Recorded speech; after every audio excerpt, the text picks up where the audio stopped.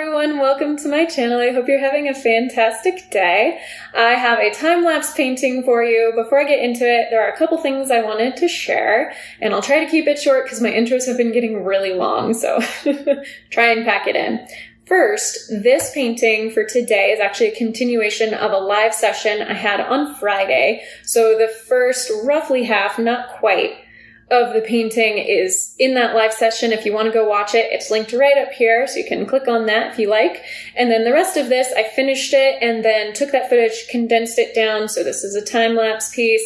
I'll have some voiceover narration sort of talking through my process and going through some of my thoughts about the piece as I went along. So that's what today's video is going to be. Before we get into that portion, I'm going to mention to you my website, CoreyFrankCreates.com. It's the best way to get in touch with me, to connect. You can sign up for my weekly email newsletter and get access to my no-brainer watercolor supplies buying guide for free. So there's that little perk there. I also have my online art shop and my online courses. When you're ready to take the next step into diving into watercolors, I have comprehensive watercolor courses there, so I'd love for you to go check them out.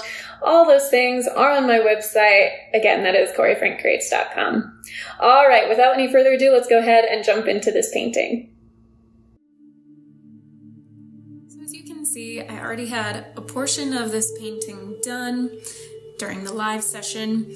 And now I really wanted to focus on keeping things very loose. That was one of my goals with the live session, was to have very loose sort of shading style and not maybe having as much detail as I sometimes do on some of my other animal paintings.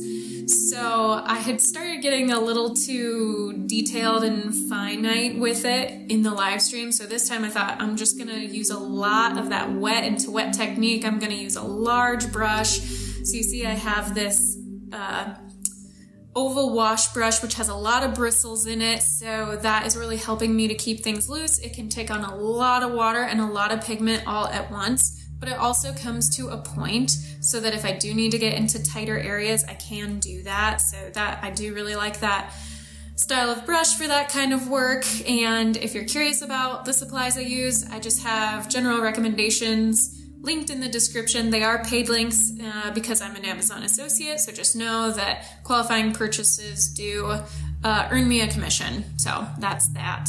And then let's see, I like using colors that are not necessarily what you would expect to see in real life, but since they are the correct value, you can still recognize what it's meant to be. So as long as I have, you know, that, like for instance in the ear, especially that left ear, you have that really bright red kind of spot, which is a bit of a shadow in the ear. That is not a typical color you would see, at least not that bold of a red in a deer. So I really like kind of pushing some of those fantastical colors. It gives a little more of a whimsy, a little bit of a sort of fantastical, otherworldly feel to it. And you just have to make sure you get it to the correct value. And the way I determine that is, of course, by using a reference image. I have it linked in the description. It's from unsplash.com. So if you're curious about the original image I was using to create this painting from, it's linked in the description. And Unsplash has a lot of really great royalty-free images. So I have switched now. You can see for those larger sweeping areas where I wanted a lot of loose washes with the wet into wet technique, where I have laid down water and then put pigment right over the wet surface. So that was really good for kind of those general shading and tones. And now I'm getting more detailed with it, tighter areas where I need to fill in color. So I have switched to a smaller round brush. I think the one I'm using is a size 6 right now.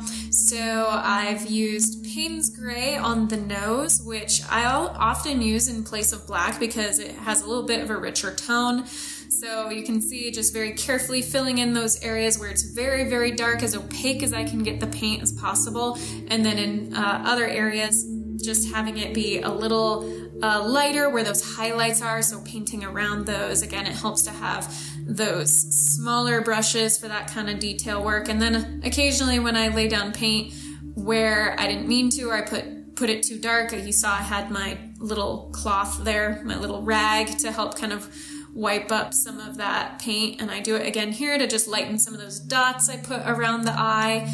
So we are starting to get into some of those finer details. I wanted to focus on the main face first and get that pretty much done. And now I have moved on to the neck, and I'll get into the body. And this was just perfect for really playing around again with that very loose painting style. I'm back to my big oval wash brush. I can cover large areas at once, and you can see how that paint just spreads so easily and so smoothly when it's on a wet surface. So again, using that wet surface with the wet pigment over the top really makes it spread nicely. And because I got such a vibrant hue on the neck, I realized I needed to bump up some of those spots on the face that maybe could have been a little more saturated. So I went ahead and added some more color there using the wet on wet technique.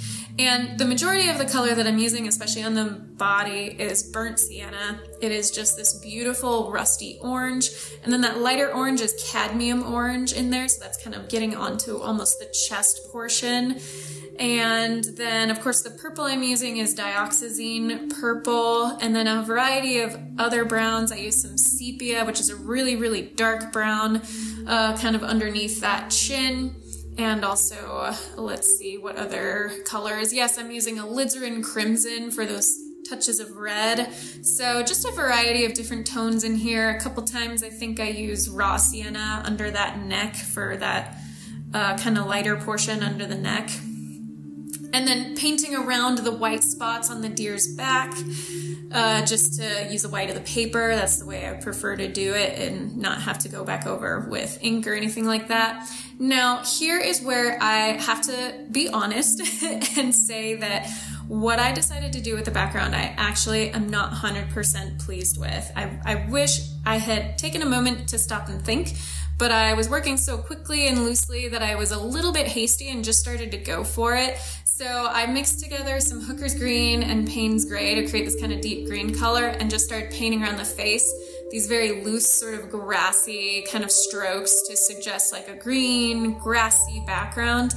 And while at first it was kind of working, I think I went a little too far with it. I could have gone a little more sparingly and just had it closer to around the face. But then I sort of filled in the whole area, added some dabs of purple, dioxazine purple to suggest flowers. I also used some cadmium yellow and cadmium red deep for a couple other kinds of flowers. Just again, hints of color, no detail here. And I realized that when I did this after it dried, so you can see I'm adding some kind of loose bits of burnt sienna to almost make the deer look like it's sort of fading into the grass. So it's like almost melting in a couple portions. Again, just adding that whimsical style. I really enjoy doing that. And when I added some of the green highlight, the green grass around the ears, I realized a couple of those spots on the ears need to be darkened a bit. So I did that, darkened a couple areas here and there, added more detail, and then after I kind of get done with this portion, I'll just let you know I let it dry, and I wasn't too pleased with how everything blended too much together. There wasn't enough contrast, so you'll see in a little bit how I fixed that up just a little bit, and it got better. But oh, really quickly, here I'm using that lifting technique to kind of lift a little bit of paint to get little hairs under the deer's chin, and then going back in with a fine detail brush. I think this is my size 4 round. I probably could have used a smaller one, but I didn't have the patience to grab it, so I just went with one of the brushes I'd already been using.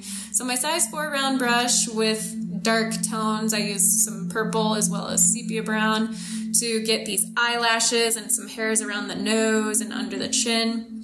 And then added a little more detail, a couple suggestions of shading of hair in the ears.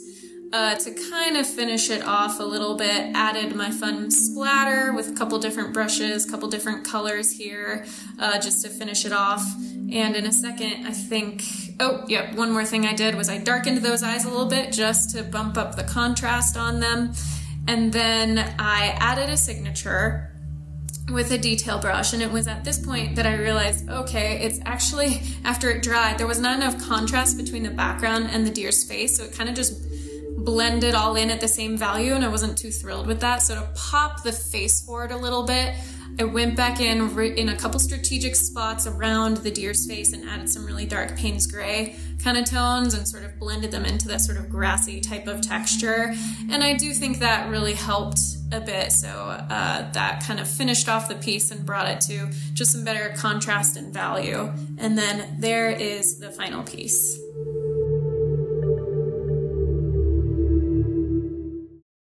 Thank you so much for watching. I hope you enjoyed that. If you did, please give it a thumbs up. Go ahead and subscribe to my channel if you haven't already. I'd really appreciate it. Until my next video, be kind to yourself, be kind to others. God bless, and I will see you soon.